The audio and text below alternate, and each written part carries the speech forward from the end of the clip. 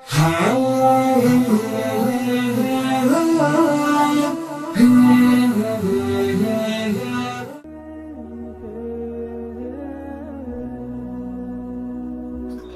রাসূলুল্লাহ সাল্লাল্লাহু আলাইহি ওয়াসাল্লাম একটি হাদিসে বলেছেন, সহিহ বুখারী মুসলিম মিশকাতের হাদিস 3516 নম্বর হাদিস।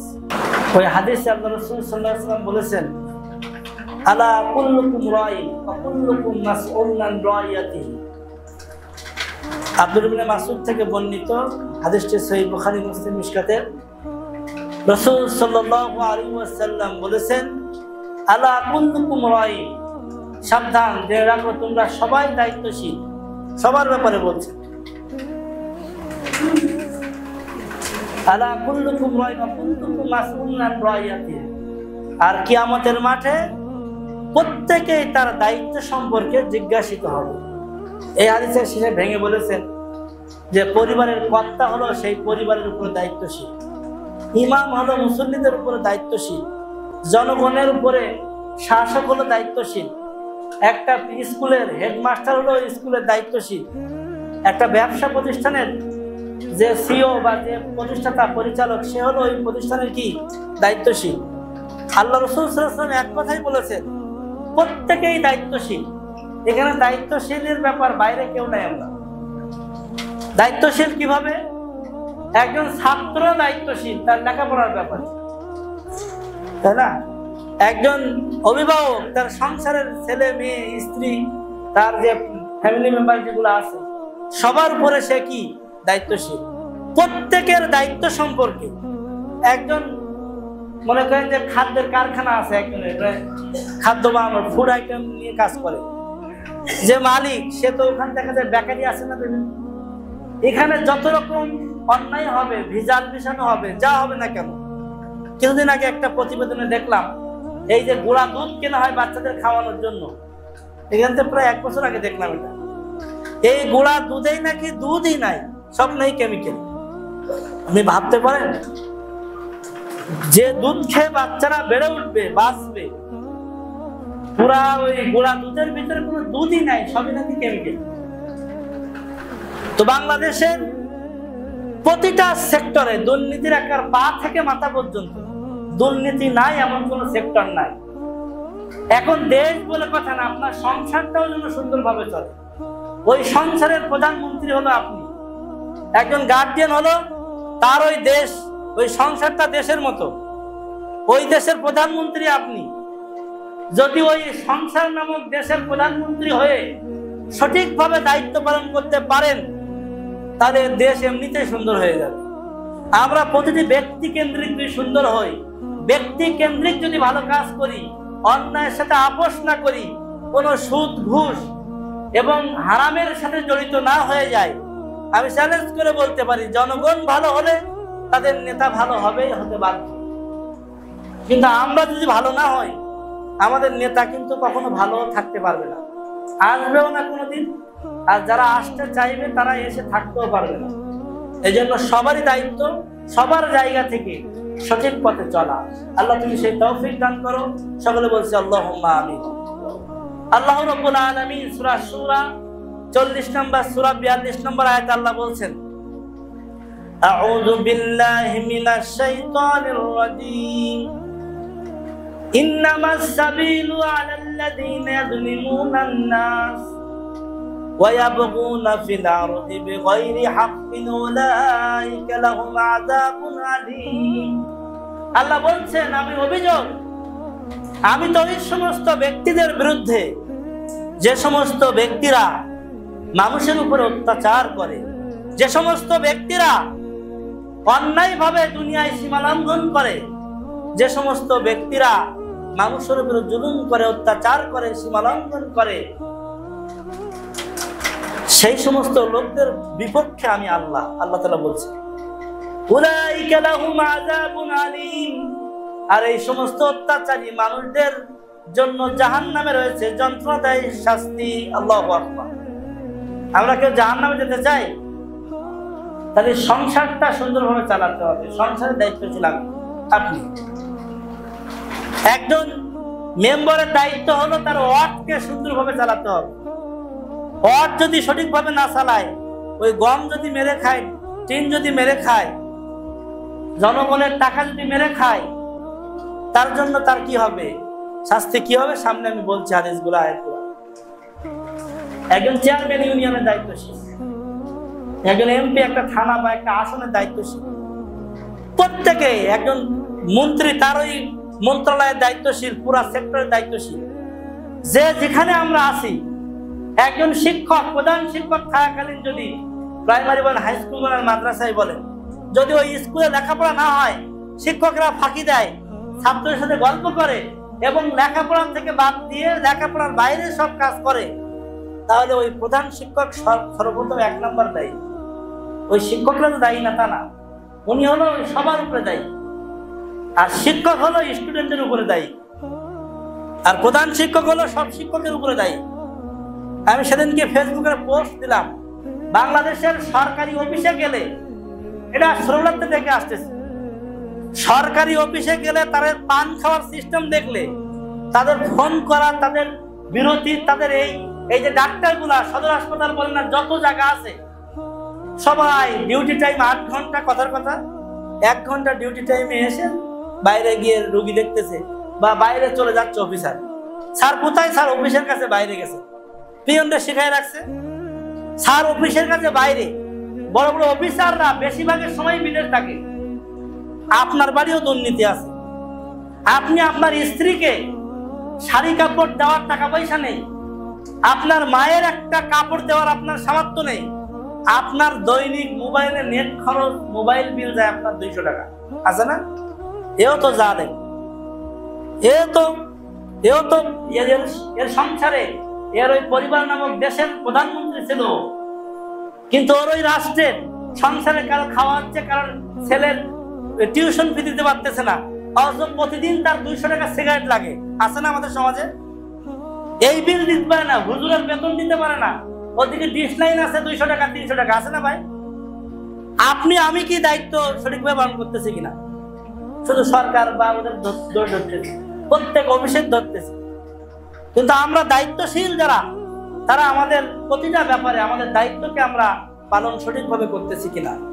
আল্লাহ তুমি আমাদের সবাইকে, যারা দায়িত্বশীল যে যেখানে আছে, প্রত্যেকের দায়িত্বগুলো সঠিকভাবে পালন করে তৌফিক দান করো। সকলে বলছে আল্লাহুম্মা। সুপ্রিয় ভাই এবং বোনেরা, রাসূল করিম সাল্লাল্লাহু আলাইহি ওয়াসাল্লাম বলেছেন, মাকাল ইবনে ইয়াসার রাদিয়াল্লাহু তাআলা আনহু قال, মাকাল ইবনে ইয়াসার রাদিয়াল্লাহু তাআলা থেকে বর্ণিত, রাসূল করিম সাল্লাল্লাহু আলাইহি ওয়াসাল্লাম বলেছেন, মামি ওয়ালি ইয়ালি রাইয়াতান মিনাল মুসলিমিন, মুসলমানদের উপরে যে ব্যক্তি দায়িত্বশীল হয়, দায়িত্ব পায়, সে 2 জনের উপরে হোক আর 4 জনের উপরে, 4 কোটি মানুষ আর 17 কোটি মানুষের উপরে হোক, যে ব্যক্তি মানুষের উপরে দায়িত্বশীল হয়ে যায়, যদি সেই ব্যক্তি ফায়ামুতু ওয়া হুয়া গাশুন, এবং ওই ব্যক্তি যদি মারা যায় খেয়ানত করে, তার দায়িত্বের খেয়ানত কি? তার কাছে ছিল অর্থমন্ত্রীর দায়িত্ব, তার কাছে ছিল মনে করেন এই যে জনপ্রশাসনের দায়িত্ব, তার কাছে ছিল হলো বাণিজ্য মন্ত্রণালয়ের দায়িত্ব, তার কাছে ছিল একটা পিয়নের দায়িত্ব, থানার দায়িত্ব, ডিসি ছিল জেলার দায়িত্বে। যে যেখানে আছে, যার উপরে দায়িত্বশীল যে ব্যক্তি দায়িত্বশীল হয়, আর সেই ব্যক্তি যদি মৃত্যুবরণ করে, দায়িত্বের অবহেলা করে, দায়িত্বের খেয়ানত করে, রাসূল করিম সাল্লাল্লাহু আলাইহি ওয়াসাল্লাম বলেছেন, লাহুম ইল্লা হারামাল্লাহু আলাইহিল জান্নাহ, যারা দায়িত্বের খেয়ানত করে, যারা এই সুদ ঘুষ খেয়ে যারা মৃত্যুবরণ করবে, রাসূল করিম সাল্লাল্লাহু আলাইহি ওয়াসাল্লাম বলেছেন, মসজিদেরও তো দায়িত্বশীল থাকে না? প্রত্যেক জায়গারই কিন্তু দায়িত্বশীল আছে, বাজার কমিটি থাকে, প্রতিটা জায়গায় যে যেখানে দায়িত্বশীল আছে, তার দায়িত্বের ব্যাপারে খেয়ানত করে যে ওই ব্যক্তি মারা যায়, আল্লাহ রাসূল সাল্লাল্লাহু আলাইহি ওয়াসাল্লাম বলেছেন, ওই ব্যক্তি কোশ্চিন কালেও জান্নাতে যাবে না। বাবা, জান্নাতে কোনোভাবেই যাবে না। যার যে ব্যাপারে দায়িত্বশীল, সেই দায়িত্বের ব্যাপারে সে দায়িত্ব অবহেলা করে, দায়িত্বের খেয়ানত করে, আমানতের খেয়ানত করে, তাহলে এই ব্যক্তি কোশ্চিন কালেও আল্লাহ রাসূল বলছেন, যেখানেই যাক না কেন জান্নাতে যাবে না। তাহলে জান্নাত না গেলে আর কোথায় যাবে? জাহান্নামে যাবে সেই ব্যক্তি। হাদিসটা আছে বুখারী মুসলিম মিশকাতের হাদিস নম্বর 3686 নম্বর হাদিস।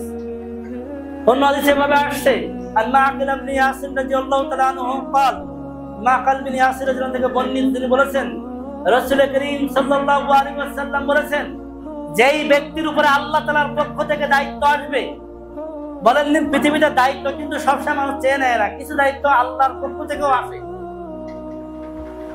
অনেক সময় আমরা বলি আপনি এই এলাকার নেতা হন, বা আপনি এই কমিটির সভাপতি হন, আপনি এই হন, আমরা বলি না বিভিন্ন দায়িত্ব।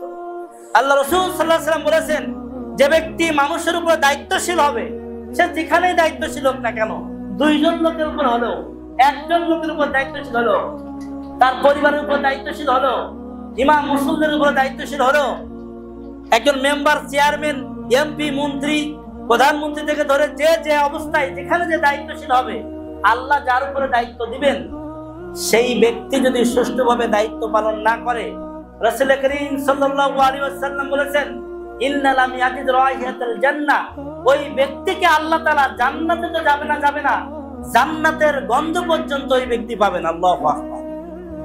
অথচ জান্নাতের গন্ধ পাওয়া যায় কত দূর থেকে জানেন? অন্য হাদিসে আসছে জান্নাতের গন্ধ পাওয়া যায়, জান্নাতের গন্ধ পাওয়া যায় 1 মাস রাস্তার দূরত্ব থেকে। 1 মাস বুঝেন? 1 মাসটা বুঝায় একটু ব্যাখ্যা করে। জান্নাতের গন্ধ পাওয়া যায় কত দূর থেকে? আর 1 মাস রাস্তার দূরত্ব থেকে জান্নাতের গন্ধ পাওয়া যায়। অথচ ওই ব্যক্তি যে সুষ্ঠুভাবে দায়িত্ব পালন করলো না, যে কোনো দায়িত্ব, তাহলে সেই ব্যক্তি জান্নাত যাওয়া দূরের কথা, জান্নাতের গন্ধ পর্যন্ত পাবে না। এবার জান্নাতের গন্ধ পাওয়া যায় 1 মাস রাস্তা দূরত্ব থেকে। 1 মাস রাস্তার দূরত্বটা ব্যাখ্যা বোঝায়। আল্লাহ রাসূল সাল্লাল্লাহু আলাইহি ওয়াসাল্লামের জামানায় ঘোড়া ছিল দ্রুতগামী বাহন। এখন আমাদের সময় এখন রকেট আছে, জেট বিমান, অনেক কিছু দ্রুতগামী বাহন এই সময় তৈরি হয়েছে। পৃথিবী ধ্বংসের আগে আরো দ্রুতগামী বাহন তৈরি হবে। এখন এমনও বাহন রয়েছে সেকেন্ডে কয়েক কিলোমিটার চলে যায়, সেকেন্ডে কয়েকশো কিলোমিটার চলে যায়, এমনও আছে। এত দ্রুতগামী বাহন, পৃথিবী ধ্বংসের আগে আরো দ্রুতগামী বাহন তৈরি হবে। এই দ্রুতগামী বাহন, সবচেয়ে বেশি দ্রুতগামী বাহনটা যদি সোজা চলে, 1 মাস যায় যদি, 1 মিনিট না, 1 সেকেন্ড না, 1 সপ্তাহ না, 15 দিন না, 20-25 দিন না, 1 মাস যদি সবচেয়ে দ্রুতগামী বাহনটা সোজা যায়, লক্ষ্যভ্রষ্ট না হয়ে, এখান থেকে যে পর্যন্ত যাবে 1 মাস, ওই জায়গায় জান্নাত, এখান থেকে জান্নাতের গন্ধ পাওয়া যায়। সুবহানাল্লাহ। অথচ বলা হচ্ছে যে দায়িত্ব পাওয়ার পরে সঠিকভাবে দায়িত্ব পালন না করবে, সুষ্ঠুভাবে, জান্নাতে তো যাবে না। আগের হাদিস শুনলেন, আর এই হাদিসে বলা হলো জান্নাতে তো যাবে না, জান্নাতের গন্ধ পর্যন্ত ওই ব্যক্তি পাবে না। আল্লাহু আকবার। আল্লাহ তুমি আমাদের সবাইকে, প্রত্যেকের যে যেখানে আমরা দায়িত্বশীল, আমাদের দায়িত্বগুলো সঠিকভাবে পালন করার তৌফিক আল্লাহ দান করো। সকলে বলছি আল্লাহুম্মা আমিন। এখানে অনেক অভিভাবক আমি আছে, এখানে তার ছেলে কোথায় আছে সে জানে না, ও জান্নাতের গন্ধ পাবে না, কোন দায়িত্বশীল না ছেলের ব্যাপারে। রাত হয়ে গেলে সন্ধ্যার পরে মেয়ে কোথায় থাকে জানে না, কবে পাশের বাড়ি আছে মনে হয়। একটা যুবতী মেয়ে পাশের বাড়ি আছে মনে হয় নাকি, তাও মনে হয় তো চাচার বাড়ি আছে, নাইলে পাশে খালার বাড়ি আছে, নাইলে ওই ভাইয়ের বাড়ি বা আসে। সন্ধ্যাবেলা মেয়ে ছেলে বাইরে থাকে, বাপ খবর রাখে না, এই বাপগুলো জান্নাতের সুগন্ধ পাবে না। সোজা কথা, কারণ সে তার দায়িত্বশীল না, তার স্ত্রীকে পর্দায় রাখতে পারে না, সেই দায়ুস ব্যক্তি ও জান্নাতের সুগন্ধ পাবে না। কেন? স্ত্রী ব্যাপারে সে দায়িত্বশীল ছিল। প্রত্যেকেই দায়িত্বশীল তার নিজের অধীনস্থদের ব্যাপারে। তার মেয়ে পর্দা করে না, যার মেয়ে পর্দা করে না, তার বড় ভাই, তার বাপ কশিন কালেও জান্নাতে যাবে না, জান্নাতের গন্ধও পাবে না। সোজা কথা, যে যে ব্যাপারে দায়িত্বশীল, তার দায়িত্ব সঠিকভাবে পালন না করলে কশিন কালেও সে জান্নাতে যাবে না, তো যাবে না, এমনকি জান্নাতের গন্ধও সে পাবে না। আল্লাহ তুমি আমাদের সহায় হও, প্রত্যেকের দায়িত্ব সঠিকভাবে পালন করতে তৌফিক আল্লাহ দান করুন। আল্লাহুম্মা আমিন। সুপ্রিয় ভাই বোন বোনেরা, এরপর যে হাদিসটি বলতে যাচ্ছি, রাসূল করিম সাল্লাল্লাহু আলাইহি ওয়াসাল্লাম বলেছেন, আন আব্দুল্লাহ ইবনে উমর থেকে বর্ণিত, রাসূল করিম সাল্লাল্লাহু আলাইহি ওয়াসাল্লাম বলেছেন, ইন্না শাররার রিয়াইল হুতামা, নিশ্চয়ই সবচেয়ে নিকৃষ্ট শাসক বা দায়িত্বশীল, শাসক বলে না দায়িত্বশীল বা দুইটা অনুবাদ করা যায়, সবচেয়ে নিকৃষ্ট দায়িত্বশীল হলো ওই ব্যক্তি যে তার অধীনস্থদের উপর অত্যাচার করে। অধীনস্থ কি? যারা বউ মানে বউকে যারা স্ত্রীকে যারা গরুর মতো পিটায়, অন্যায় করেনি তারপরেও অন্যায় করলে মৃদু প্রহারের কথাও হাদিসে আসছে, তাদের টুকটাক শাসনের কথা হাদিসে কিন্তু আসছে। কিন্তু আপনি তো দেখেছেন গরু পিটানোর মতো বউ পিটানো কেউ দেখেছেন? ভাই আপনার না বললে তার সাথে এত মারার দরকার নেই তো। ইসলাম নিয়ম দিয়েছে, আপনার কথা মানতেছে না আপনার স্ত্রী, তার সিস্টেম আছে ইসলামে। প্রথমত তার সাথে কথা বন্ধ করে দেন কিছুদিন, তারপরে আপনি তার সাথে বিছানা আলাদা করেন, ঠিক আছে? সিস্টেম আছে ইসলামে, পর্যায়ক্রমে, যে তার সাথে কথাবার্তা কম বলেন। কোরআনের সূরা আপনার সূরা নূরে না সূরা নিসায় প্রথম দিকে আছে আপনার আয়াতগুলো, স্টেপগুলো, যে যখন একটা স্ত্রী আপনার কথা না শুনবে তখন 1 নাম্বার স্টেপ হলো তাকে মৃদু আঘাত করা যায়, টুকটাক, গরুর মতো না। এরপরও কথা শুনলো না, আল্লাহ দিচ্ছে নিয়ম। 2 নাম্বার স্টেপ, বিছানা আলাদা করেন, একসঙ্গে থাকেন না, অন্য ঘরে থাকেন আপনি, উনি অন্য ঘরে থাকলো, যদি সে কথা না শোনে অন্যায় ভাবে। 3 নাম্বার স্টেপ হলো তার অভিভাবকদেরকে ডাকেন, উদ্দেশ্য থাকবে মিলমিশ করে চলার, যদি না হয় তালাকের ব্যবস্থা করেন। কিন্তু গরুর মতো পিটাতে, আল্লাহ রাসূল সাল্লাল্লাহু আলাইহি হাদিসেও বলেছেন যে তোমরা আল্লাহর বান্দীদেরকে তোমরা ওই মানে অন্যায় ভাবে তাদেরকে প্রহার করো না, এটা হাদিসে রাসূল সাল্লাল্লাহু আলাইহি বলেছেন। তো সোজা কথা আমি বলতে চাচ্ছিলাম, অধীনস্থদের উপর অত্যাচার করা। আপনার অধীনে আছে 10 জন 20 জন স্টাফ আছে, স্টাফের উপর অত্যাচার করতেছে না মানুষ? যে প্রধান হয় সে কি করে? তার নিচে যারা আছে তাদেরকে যেভাবে শাসন করে দমন করে নিচে রাখতে হবে। এই যারা করবে সবচেয়ে নিকৃষ্ট দায়িত্বশীল ওরাই, যারা তার অধীনস্থ ব্যক্তিদের কি করে? অত্যাচার করে। আল্লাহ তুমি আমাদের সবাইকে সঠিকভাবে আমাদের দায়িত্বগুলোকে পালন করার তৌফিক আল্লাহ তুমি দান করো। সকলে বলছি আল্লাহুম্মা আমিন। হাদিস নাম্বার হচ্ছে 3688 নম্বর হাদিস। এরপর যে হাদিসটি বলতে যাচ্ছি 3689 নম্বর হাদিস, মা আয়েশা রাদিয়াল্লাহু আনহা থেকে বর্ণিত। তিনি বলেন রাসূল করিম সাল্লাল্লাহু আলাইহি ওয়াসাল্লাম বলেছেন, আল্লাহ রাসূল সাল্লাল্লাহু আলাইহি ওয়াসাল্লাম দোয়া করতেন আল্লাহর কাছে, হে আল্লাহ, যে সমস্ত দায়িত্বশীল ব্যক্তিরা দায়িত্ব পেল, দায়িত্ব পাওয়ার পরে তার অধীনস্থদের সাথে সে ভালো আচরণ করলো, কঠোর হলো না, আল্লাহ তুমি তার সাথেও ভালো আচরণ করো, তার সাথে ওই ব্যক্তি দায়িত্বশীলের সাথে আল্লাহ তুমি নরম আচরণ করো। বলুন সুবহানাল্লাহ। আল্লাহ রাসূল দোয়া করতেন আল্লাহর কাছে, হে আল্লাহ, যে ব্যক্তি কোনো ব্যক্তির উপরে যারা যে কোনো বিষয়ে দায়িত্বশীল হলো, তার অধীনস্থদের উপরে যারা কঠোর হলো, অত্যাচার করলো, আল্লাহ তুমি তাদের উপরে কঠোর হও। বলুন নাউযুবিল্লাহ মিন যালিক। অধীনস্থদের উপরে কঠোর হলে বিচার তো দেখলেন, আরো সামনেও দেখবেন দুনিয়া বেঁচে থাকলে। ফেরাউন টিকতে পারেনি, কেউ অত্যাচার করে জনগণ মানুষের উপর অন্যায়ভাবে অত্যাচার করে কেউই টিকতে পারবে না দুনিয়া। সে যেই হোক, যে বাবা হোক না কেন, সে যে দলের হোক আর যে হোক না কেন, কেউ কখনো অত্যাচার করে মানুষের উপরে টিকতে পারবে না। ইতিহাস সাক্ষ্য দেয় সব অত্যাচারীদের একসময় পতন হয়েছে। আপনি যদি অত্যাচার করেন আপনার স্টাফদের উপরে, আপনার অধীনস্থদের উপরে, যে যেখানে দায়িত্বশীল, যদি অত্যাচার করেন আপনার পতন হবেই হবে, আপনার ধ্বংস অনিবার্য, মিস নাই। আল্লাহ তাআলা আমাদের সবাইকে সঠিকভাবে আমাদের দায়িত্ব পালন করার তৌফিক দান করুন। সকলে বলছি আল্লাহুম্মা আমিন। অত্যাচারী বা মিথ্যুক শাসকের ব্যাপারে একটি হাদিস আছে, যে হাদিসে 3 শ্রেণীর ব্যক্তির কথা বলা হয়েছে। আমার উদ্দেশ্য একটা শ্রেণী, কিন্তু আর 2টাও বলে দেই, তোমরাও জানা দরকার।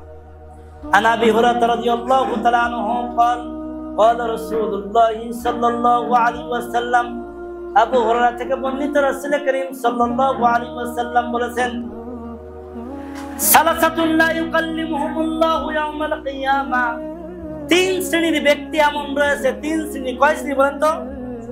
3 শ্রেণী, 3 জন ব্যক্তি, 3 ধরনের চরিত্রের ব্যক্তি এমন রয়েছে, যাদের শাস্তি কয় রকম আগে শুনে নেন, তারপর 3 শ্রেণীর ব্যক্তি কথা হাদিসের পরে আসছে, তাদের শাস্তির কথা আগে আসছে। তিন শ্রেণীর ব্যক্তি এমন রয়েছে যাদের এক নাম্বার বিপদ হলো এটা, লা ইউকাল্লিমুল্লাহু ইয়াওমাল কিয়ামা, আল্লাহ তাআলা কিয়ামতের মাঠে তাদের সাথে কথা বলবেন না। এক নাম্বার বিপদ। আপনি গেছেন একজন আত্মীয়র বাড়ি মনে করেন, যাওয়ার পরে কেউ আপনার দিয়ে কথা বলতেছে না, কেমন লাগবে বলেন?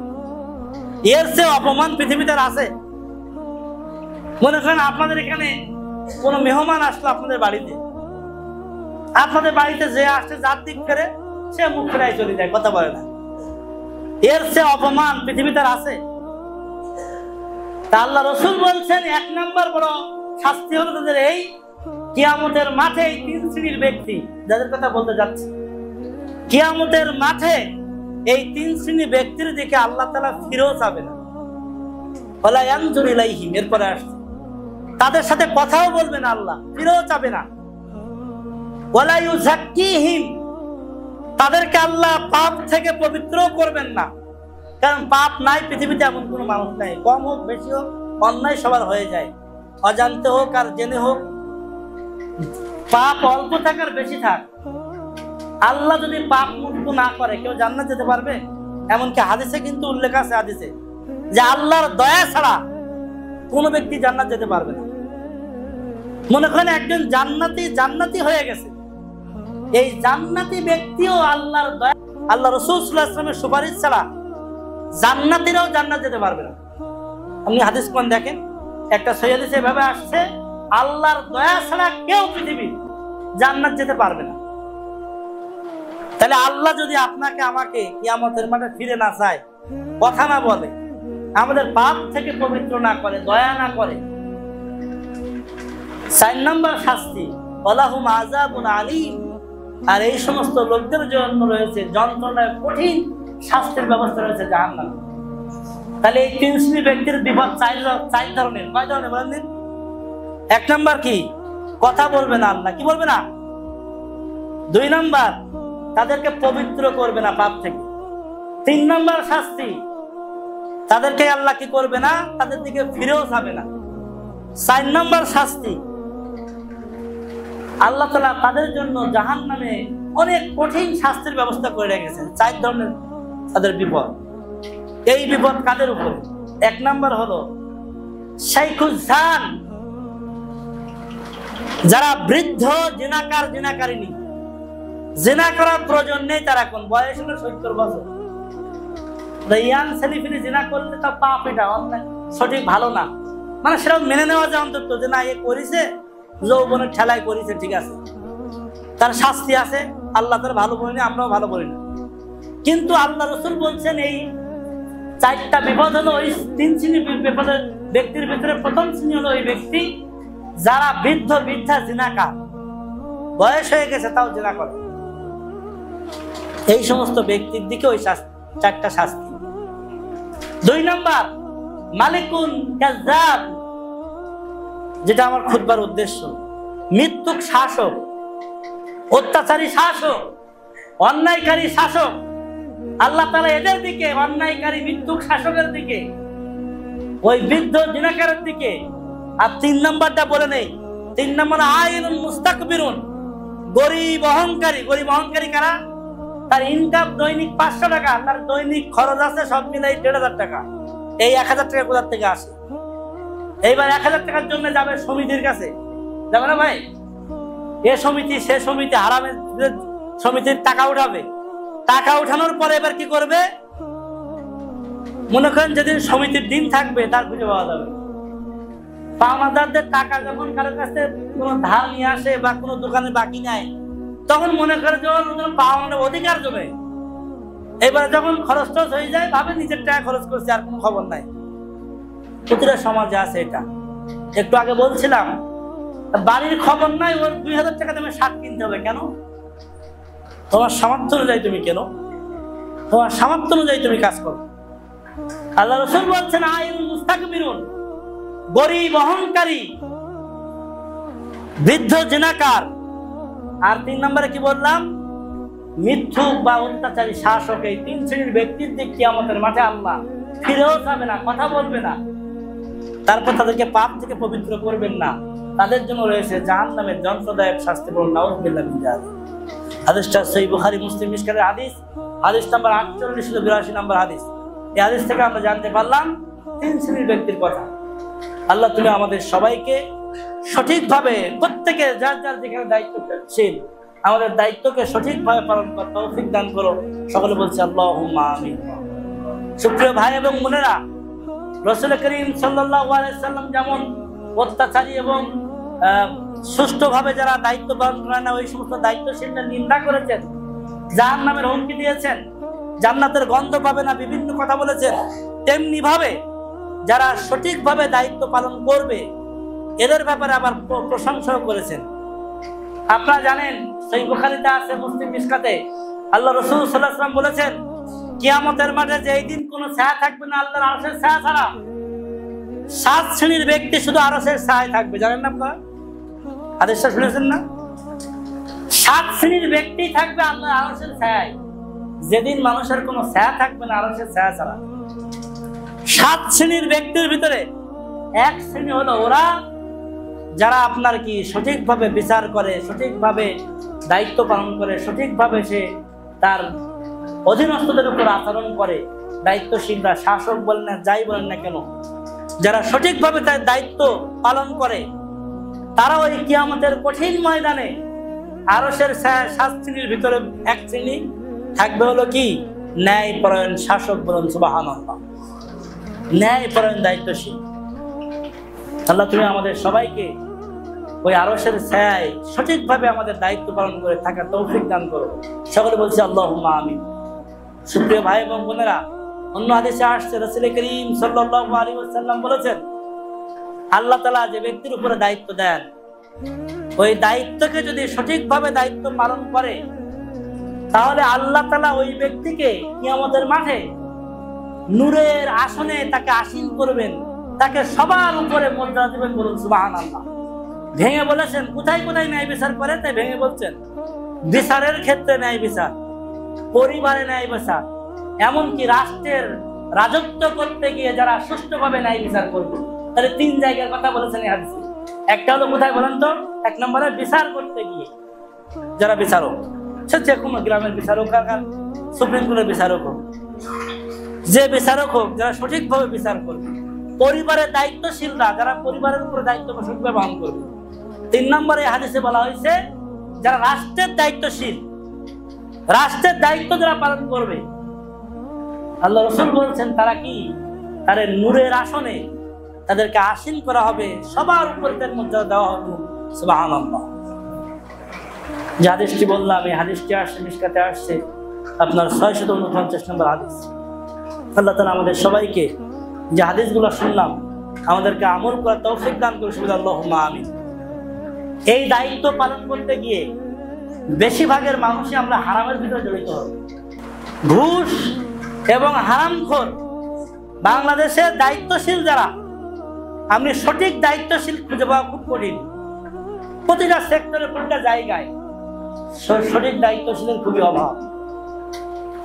এখন যারা হারাম ভক্ষণ করবে অন্যায় ভাবে, তাদের পরিণতি কি হবে? হাদিসের ভাষায় কয়েকটা হাদিস বলতে চাই। যারা হারাম ভক্ষণ করবে, একজন ব্যক্তি ওজনে কম দিচ্ছে দোকানদার, সে কি হারামখোর না? হারামখোর কিনা? একজন ব্যক্তি মাঠের যার জমি আছে, আয়ের ঠেলে জমি বেশি করে ধান লাগায় সেই ধান খেয়ে ইবাদত করতে এবার কবুল হবে? হারামখোরের কোনো ইবাদত কবুল হবে না। হারামখোরের কোনো দান সাদকা কবুল হবে না। জেনে রাখবেন, হারামখোরের কোনো ইবাদত আল্লাহর দরবারে কবুল হবে না। হারামখোরের কোনো ইবাদত আল্লাহর দরবারে কবুল হবে না। তার দান সাদকা, হজ, যাকাত, দুনিয়ার কোনো কিছু তার কবুল হবে না হারামখোরের। কারণ হাদিসে এক কথাই বলে দেওয়া হয়েছে, হাদিসে যাচ্ছে আন আবি হুরায়রা রাদিয়াল্লাহু তাআলা আনহু قال قال رسول الله صلى الله عليه وسلم। আবু হুরায়রা থেকে বর্ণিত, রাসূল করিম সাল্লাল্লাহু আলাইহি ওয়াসাল্লাম বলেছেন, ইন্নাল্লাহা তাইয়্যিবুন, নিশ্চয় আল্লাহ তাআলা পবিত্র, লা ইয়াকবালু ইল্লা তাইয়্যিবা, আল্লাহ পবিত্র, আল্লাহ পবিত্র জিনিস ছাড়া গ্রহণ করেন না। তার মানে হারামখোর যদি হারাম টাকা দিয়ে দান করে ওই দান তার কবুল হবে না। আল্লাহ পবিত্র, পবিত্র জিনিস ছাড়া আল্লাহ কি করেন না? কোনো কিছু গ্রহণ করেন না। তারপর আল্লাহ তাআলা বলছে ইন্নাল্লাহ আমারা আমারাল মুমিনিনা বিমা আমারা বিহিল মুরসালিন। আল্লাহ তাআলা যেভাবে নবী রাসূলদেরকে হালাল খাওয়ার ব্যাপারে উদ্বুদ্ধ করেছেন, ঠিক তেমনি ভাবে আল্লাহ তাআলা মুমিনদেরকে হালালের ব্যাপারে উদ্বুদ্ধ করেছেন। বলুন সুবহানাল্লাহ।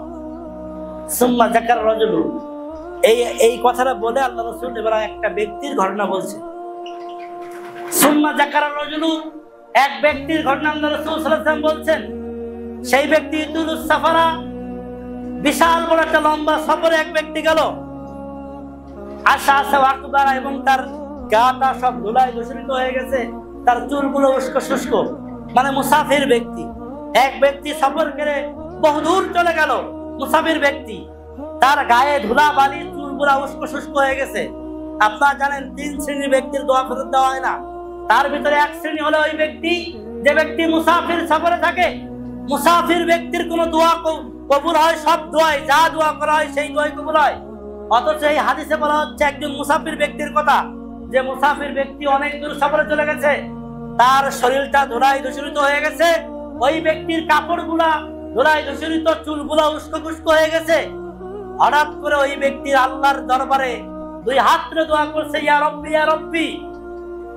মানে তার খাওয়ার ব্যবস্থা নেই, তার মানে বাড়িতে ফেরত যাবে এই ব্যবস্থা নেই মুসাফির ব্যক্তি। বিপদে পড়ে আল্লাহর কাছে 2 হাত তুলে বলছে মুসাফির। অন্য হাদিসে বলা হয়েছে যে মুসাফিরের দোয়া ফেরত দেওয়া হয় না, অথচ এই হাদিসে বলা হচ্ছে ওই মুসাফির ব্যক্তি হাত তুলে আল্লাহর কাছে ইয়া রব্বি ইয়া রব্বি বলে দোয়া করতেছে, আল্লাহ আমাকে রক্ষা করো। আল্লাহ রাসূল বলছেন ওয়া তা'মু হারামুন, তার খাদ্য হারাম ছিল, যে খাদ্য খেয়ে গায়ে শক্তি হয়েছে। ওয়া মাশরাবু হারামুন, তার পানীয়, যে পানি খেয়েছে সে পানীয় ছিল হারাম টাকায় কিনা। ওয়া মালবাসু হারামুন, তার গায়ে যে জামা কাপড় আছে হারাম টাকায় কিনা। কাইফা কানা ইস্তাজাবু লিজালি, কিভাবে এই ব্যক্তির দোয়া আল্লাহর দরবারে কবুল হবে?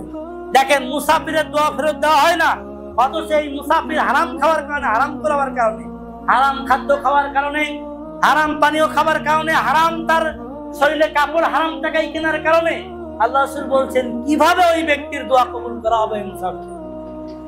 যদি অন্য হাদিসে বলা হয়েছে মুসাফিরের দোয়া ফেরত দেওয়া হয় না, বোঝা গেল হারাম করে কোনো দোয়া কবুল হয় না। আল্লাহ তাআলা আমাদের সবাইকে হারাম থেকে বেঁচে থাকার তৌফিক দান করুন।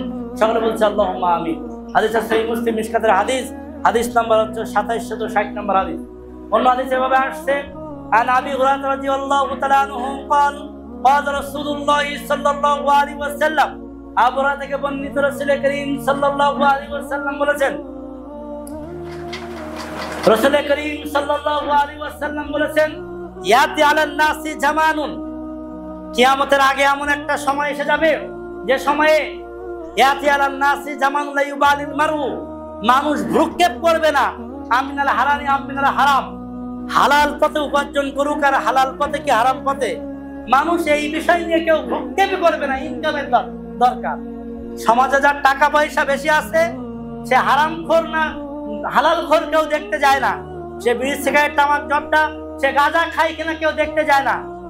একজন ভদ্রলোকের সুন্দরী মেয়েটা ওর সাথে বিয়ে দেয় হারাম করে, তার বাড়িতে বিল্ডিং আছে, ব্যবসা বাণিজ্য আছে, কিন্তু ছেলেটা সৎ না, ছেলেটা ভালো না, মানুষ কিন্তু ভালো মেয়েটা ওর সাথে বিয়ে দেয়, কেন? টাকা পয়সা আছে। ও কি হালাল পথে ইনকাম করলো না হারাম পথে ইনকাম করলো এই খবর নাই। বহু ঘুষখোরেরা, আমার ওখানে এক ঘুষখোর আছে, বুঝতে পারছেন? এই ঘুষখোরের বউ বলতেছে আমাদের চলতে ভাইয়া খুব কষ্ট হয়। কেন কষ্ট হয়? বললো যে আমাদের খরচ আছে প্রতি মাসে 70,000 টাকা। আমি বললাম আপনার স্বামী আয় করে কত, প্রতি মাসে বেতন পাই কত? ওর স্বামীর মুখের কথা হলো যে আমি প্রতি মাসে 12,000 টাকা বেতন পাই, আর ওনার স্ত্রী বললো আমার স্বামী বেতন পাই 25,000 টাকা। তাই বললাম নেন, আপনার 25,000 টাকাই ধরলাম, যদিও আপনার স্বামী আমার সাথে বলছে 12,000 টাকা বেতন, ঠিক আছে? তা 25,000 টাকাই ধরলাম, 70,000 টাকা যে মাসে খরচ হয় আপনার বাড়িতে, আর 50,000 টাকা কোথায় পান?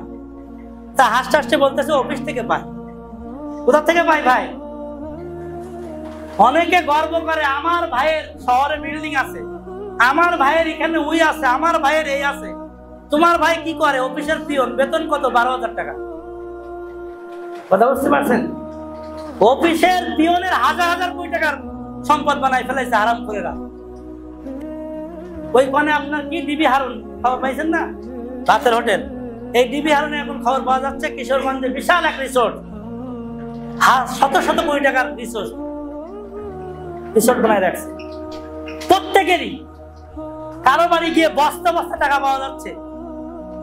কেউ মনে করেন প্রকৌশলী সরকারি ওই মানে প্রকৌশলী ইঞ্জিনিয়ার, গাড়িতে যাওয়ার সময় ছাত্ররা ধরে কোটি কোটি টাকা লক্ষ লক্ষ টাকা পাচ্ছে গাড়ি। হারামখোরদের ঘৃণা করতে শেখেন। আপনার বাড়ির পাশে টাকা আছে দেখতেছেন, ওর ইনকাম সোর্স কোথায়? ওর ইনকাম কত টাকা? এত টাকা পায় কোথায়? সে ভিক্ষুকের মতো রাজনীতি ঢুকছে, ভিক্ষুকের মতো। এই কয় বছরের ভিতরে হাজার হাজার কোটি টাকার মালিক। কেন? হলফনামায় লেখা আছে ৬০,০০০ টাকার ফার্নিচার আছে, আর ১.৫ লাখ টাকা না ২ লাখ টাকা ব্যাংকে আছে, হলফনামায় লেখা। এখন সে হাজার হাজার কোটি টাকার মালিক। কিভাবে সম্ভব? আঙ্গুল করে জনগণকে ঠকিয়ে সবাই। হারামখোরদের ঘৃণা করতে শেখেন। সুদখোর ঘুষখোর আছে না সমাজে? সুদখোর আছে না? সুদখোরদের টাকা মসজিদে লাগাবেন না, তাদেরকে বুঝাই দেন। এমনকি জাহেলি যুগে, যে যুগে ইসলাম ছিল না, এই যুগে পর্যন্ত কাবাঘর তৈরি করার সময় কোন হারাম টাকা দিয়ে কাবাঘর তৈরি করতো না ওরা। রাসূল সাল্লাল্লাহু আলাইহি ওয়াসাল্লামের মনে করেন যে জন্মের আগের থেকেও হারাম করে টাকা দিয়ে কাবার সংস্কার করতো না। এমনকি কুরাইশ বংশে, আল্লাহ রাসূলের যে বংশে জন্ম, এই বংশে একবার কাবাঘর সংস্কার করতে গিয়ে হালাল টাকার অভাব হওয়ার কারণে এক পাশ ফাঁকা রাখছিল। জাহেলি যুগে, যে ইসলাম ছিল না, এক স্থানে ফাঁকা রাখছে সংস্কারের কাজ, তাও হারাম টাকা লাগায়নি।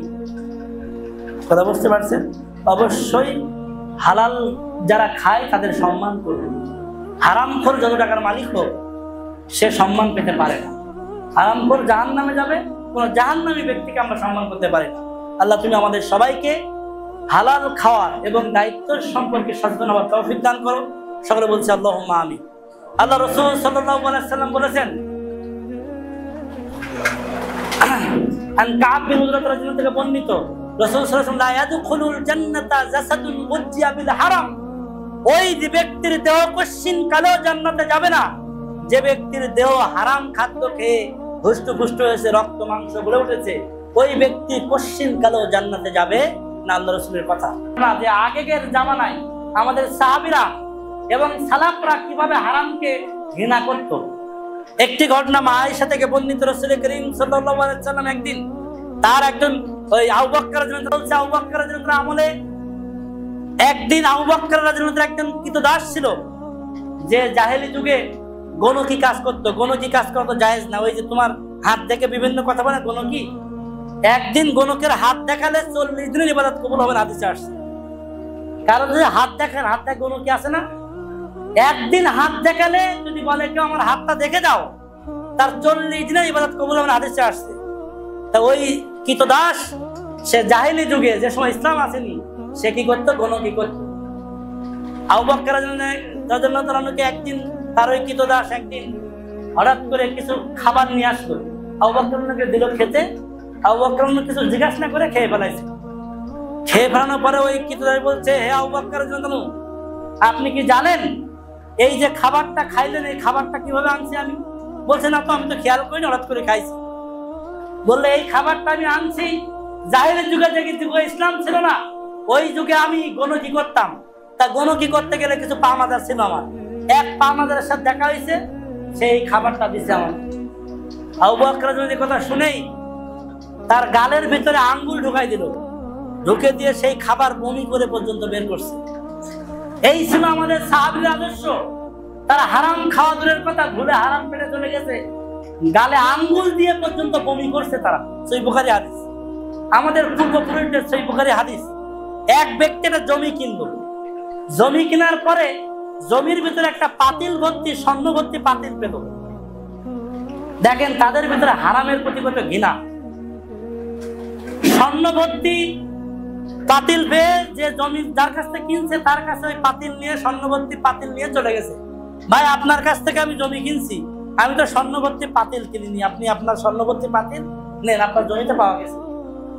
ও বলছে, আমি জমি বিক্রি করছি, ওর ভিতরে যা আছে সব সহকারে বিক্রি করছে, আমি তো জানি না ওর ভিতরে স্বর্ণ ভর্তি পাতিল ছিল না কি ছিল। তো জমি বিক্রি করছি মানে আমি সব বিক্রি করছি। এখন এই বেটা জমি যে কিনছে সেও নেবে না, যে বিক্রি করছে এই স্বর্ণ ভর্তি পাতিল নেবে না। এই নিয়ে জ্ঞান যান বুঝছেন ঘটনা, আমাদের পূর্বপুরুষের ঘটনা বলছি। তা দুইজন মারামারি অবস্থা, যে ভাই তুমি নাও, ও বলছে না তুমি নাও। এইবার গেল খলিফার কাছে বিচার করতে, যে এই ঘটনা। তখন খলিফা হাসতে হাসতে বলল, এক কাজ করো, তোমাদের কি ছেলে মেয়ে আছে? তাই একজন বললো আমার একটা ছেলে আছে, আর একজন বললো আমার একটা মেয়ে আছে। তাই বললো দুইজনের তাহলে বিয়ে দাও, বিয়ে দেওয়ার পরে বিয়ে মোহরানা করো এটা, আর কিছু আল্লাহ রাস্তায় দান করে দাও। সুবহানাল্লাহ। আর এখন তো বলবে উল্টা মারামারি করবে, জমি কিনেছি বেড়া, এর ভিতরে যা আছে সব তো আমার। আর ও বলবে জমি বিক্রি করেছি, বলি কি সোনার হাড়িও বিক্রি করেছি না আমি। কি ভাই ঠিক বললাম না ভুল বললাম? তা আমরা হারাম থেকে বেঁচে থাকার চেষ্টা করব, আর প্রত্যেকের দায়িত্ব যার যেখানে আছে দায়িত্বশীল ভূমিকা পালন করব। আল্লাহ আমাদের সবাইকে সহায় হন, সবাইকে সঠিকভাবে দায়িত্ব পালন করার তৌফিক দান করুন। আল্লাহুম্মা আমিন।